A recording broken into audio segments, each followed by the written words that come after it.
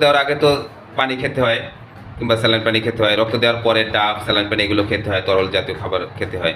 তা না হলে সেই তাৎক্ষণিকভাবে যে শরীরের দুর্বলতা সেটা কিন্তু একটু কষ্ট হয়। তো রোজা থাকলে তো আর সেটা খাওয়া যায় না, রক্ত দেওয়ার আগেও খাওয়া যায় না, পরেও খাওয়া যায় না। সেক্ষেত্রে অনেকটা কষ্টকর ব্যাপার। তো যাই হোক, আমি সবাইকে অনুরোধ করব যে বিশেষ প্রয়োজন ছাড়া যেন ইফতারের আগে আর রক্ত না দেওয়া হয়। কারণ এই জিনিসটা আসলে খুব কষ্টদায়ক, একটা অনেক কষ্টের ব্যাপার। কারণ রক্ত দেওয়ার পরে পানি কিছুটা না খেলে কিন্তু অনেক ক্লান্তি লাগে শরীরে। আর রোজা থাকলে তো এমনি ক্লান্ত লাগেই। তো যারা রক্ত দিচ্ছে, আমার জীবনেও আমি ২ বার রক্ত দিয়েছি রোজা থাকা অবস্থায়। আমি আসলে উপলব্ধি করতে পেরেছি।